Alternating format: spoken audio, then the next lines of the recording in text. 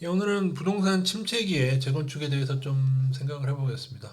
예전부터 드렸던 말씀이긴 하죠. 아파트 가격이 하락기에는 일단은 다수가 물 건너갈 수밖에 없습니다. 왜냐하면 미분양이 증가되는 마당에 재건축을 한다고 해도 그게 완판될 리가 없고, 그래서 이 재건축이 물 건너가는 이것이 아파트 노후화, 슬럼화되는 이제 시작 단계가 되는 겁니다.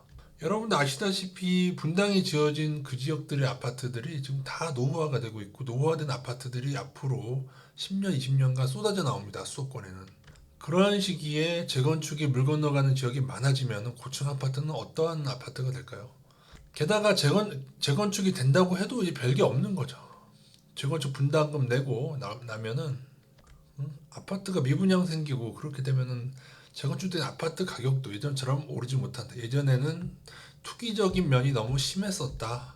그리고 수요 공급의 측면이 있는 겁니다. 재건축이 만연이 돼서 너도 나도 15층짜리를 30층짜리 올린다고 생각해 보세요. 그러면은 당연히 공급은 늘어나게 되겠죠. 그 지역의 공급은 늘어났을 때 인구는 그대로이면은 수요 공급상에서도 장기적으로 결코 좋은 게 아닙니다. 사실은 재건축이라고 하는 것도 잘 생각해 보시면 이러한 일을 겪은 나라가 이미 있죠. 프랑스에 고층 아파트들이 왜 무덤이 되었고, 프랑스는 아직도 독특한 게 가장 사람들이 선호하는 지역이 아주 오래된 지역입니다. 아주 오래전 지어진 그런 건물들. 우리랑 다르죠. 우리 같으면 예전에 그걸 알고 재건축했을 텐데, 그게 이제 왜 그러냐면은 그 지역이 여러분 예전에 지었지만은 수도관이 구리라고 합니다. 그러니까 녹물이 안 나오는 거예요. 오래돼도. 오히려 그 이후에 지어진 아파트들은 철관이나 그런 거기 때문에 녹물 나오기 때문에 이게 참 재밌더라고요. 요 사실 자체가요. 자, 고층 아파트가 노후화됐을 때 너무 많은 문제가 사실은 발생을 합니다. 그죠? 방금 말씀드린 녹물, 그리고 프랑스에는 엘리베이터가 운행을 안 하는 고층 아파트가 많아졌고요. 그래서 사실 그 일을 겪은 다음에 프랑스는 고층 아파트보다는 약간 저층의 아파트를 선호하는, 약간 초등학생 크기의 그런 아파트들이 선호가 되는데, 왜냐? 재건축이 훨씬 더 용이하기 때문이었다고 합니다. 고층 아파트는 재건축도 쉽지 않고, 그래서 이 모든 아파트의 투기에 대한 이 마지막 끝을 붙잡고 너무들 뭐라고 할까요? 사실은 제가 볼 때는 제정신이 아닙니다. 인구가 감소하는데, 그죠? 다수의 노인은 이제 앞으로 10년간 요양병원행을 될 거예요.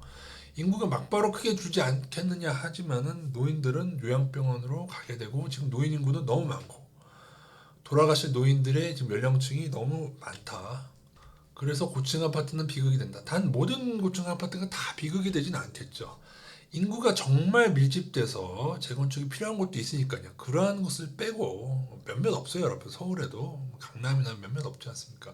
그러나 강남조차도 너무 투기적인 수요와 조작적인 실거래가 조작으로 인해서 현재 너무 가격이 붕 띄워져 있기 때문에 그러한 강남조차도 앞으로 침체를 겪게 될 것인데, 하물며 인구가 밀집되지 않은 지역에 노후된 아파트들은 어떠한 비극이 벌어질지, 그 지역에서 엘리베이터가 끊기고 녹물이 나오고 개선이 되지 않고 아파트가 이러한 무덤처럼 변하는 날이 올 겁니다. 저는 아파트가 공시를 넘어서 무덤화, 슬럼화, 범죄의 온상이 된, 엘리베이터 대신에 짐꾼이 오르락 내리락 해야 되는 엘리베이터 멈추는 이런 슬럼화가 확산될 것으로 보여집니다.